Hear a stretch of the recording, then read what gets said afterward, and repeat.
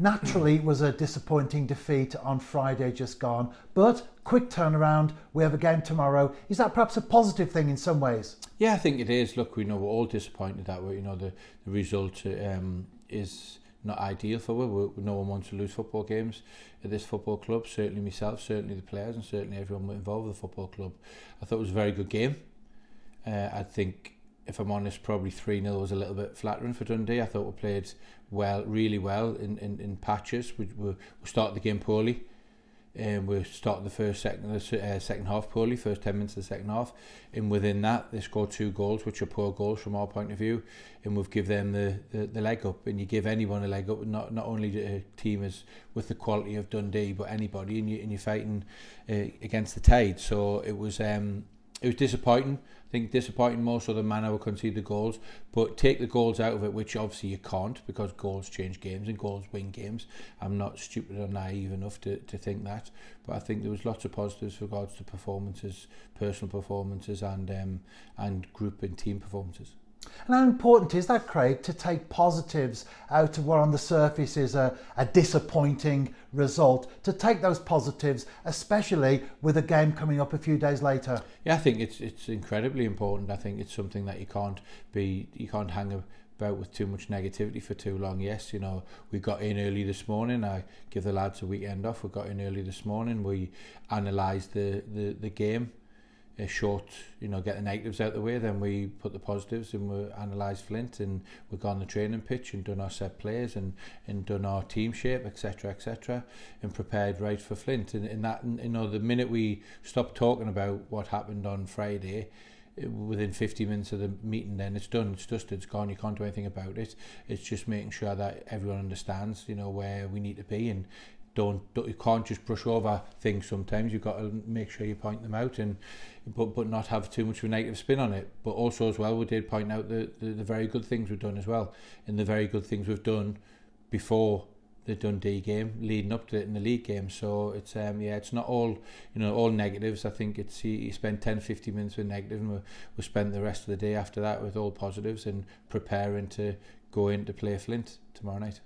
And going back over a number of years now, in fact to your first spell at the club, whenever the New Saints has lost a game, then historically there has been an immediate response, and it goes without saying that you'll be looking for that sort of comeback, bounce back tomorrow against Flint Town United.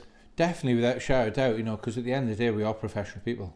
You look at it as a professional footballer, professional coach, obviously take it personally and collectively that's not that's not what we want to be, that's not what we want to accept, and that's the standards we won't accept. So yes, we like you said, the lads had the weekend off, dust themselves down, a little bit of analysis over the game, and then move forward to Flint. And we've got a lot of respect for every team in the league, and same goes with Flint.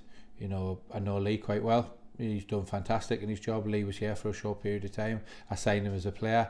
I know him personally. He's a good lad, and he's done very, very well with Flint. And they've done well. I think they've surprised a few people considering where they were, when Neil left. But Lee's done a very good job, and we've got the utmost respect for them, and we're treating that with respect. But on the flip side, we've got to make sure we are back to doing what we want to do, and go in the game with our game plan, how we want to play, how we want to take the game to people, and how we want to put our emphasis and dominate the game. And that's, as soon as we spoke about the last negative bit about Dundee, then that's what it was all about after that, what we are going to do in the game. You spent time with the players today, of course, both off the pitch and on it. Yeah. How are things going as you look ahead to the game tomorrow? Yeah, good. I think players aren't daft. They're not stupid. As much as people make out professional footballers or footballers in general aren't the brightest, they actually are very, very bright. You can't kid footballers. They know that we performed reasonably well on Friday night. The scoreline possibly was a little bit flattering towards Dundee. Yes, like I said, they were the better team, but there wasn't an awful lot in it. It was small margins in key areas at key times. So the players aren't daft. They understand. You can't kid a kidder. You can't con a player. You need to be honest with them, and they felt that this morning. They felt exactly the same, that it wasn't an awful lot in the game. So we dust ourselves down, and we'll prepare again like we have done, and we'll move on, and we'll attack Flint the same way as we attacked Cardiff Met last week.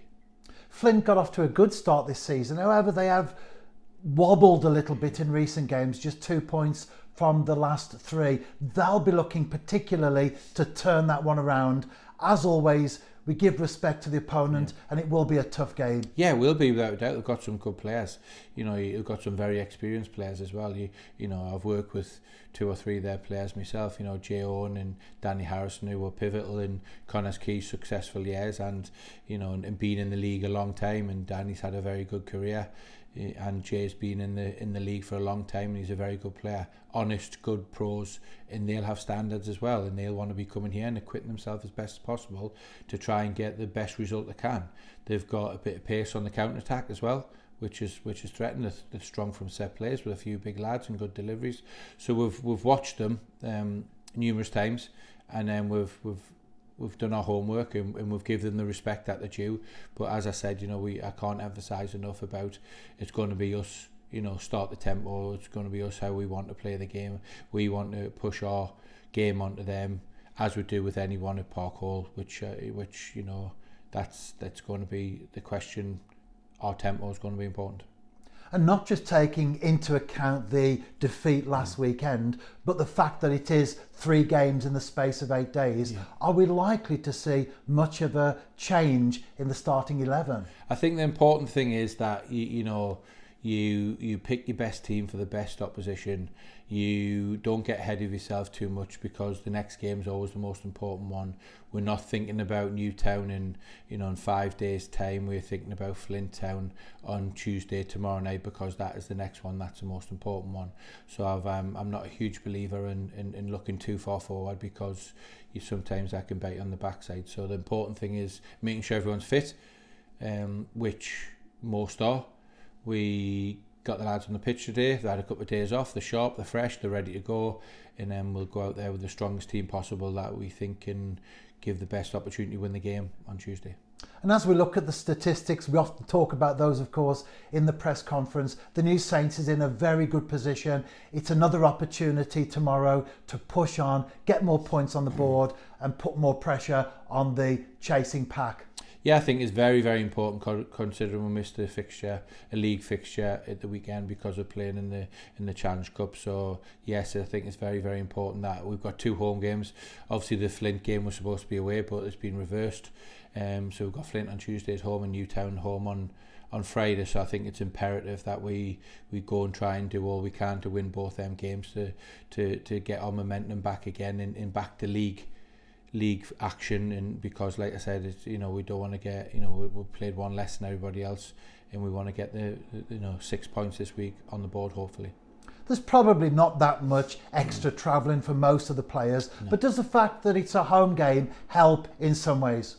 Yeah, I think it does. I think, you know, psychologically, you know, we've got a very good, you know, record here. The lads obviously train here on a regular basis, so it is home, and it's somewhere where we enjoy playing. So I think yes, definitely it does. You know, like I said, you know, geographically Flint's closer to my house than what Park Hall is, which probably is to probably 60% of the group. But it's, you know, we want to play at home. You know, it just come out the blue with the situation with Flint. You know, the FAW decided to reverse the fixture, so we'll go back to Flint when we were supposed to play them at home, and in the game's on. You know, I think it's probably, you know, it gives everyone the opportunity to not get caught behind with more fixture pile up. And following the final whistle last weekend, as we did our post-match interview on the pitch here at Park Hall, you did express concerns about some of the injuries that have been picked up. Any further development or news on those? Yeah, to be honest, it's probably not as bad as what we first thought. You know, you always err on the side of precaution, and you're always concerned when you've lost one player in the warm-up. Then you get lost another player after 55 minutes. But to be honest, I think they both aren't a million miles away from being fit tomorrow night, or definitely not Friday.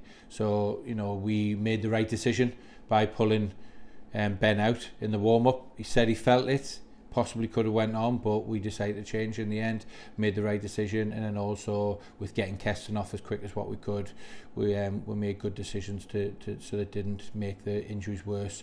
So with that in mind, they both could be available tomorrow night, but definitely will be available on Friday.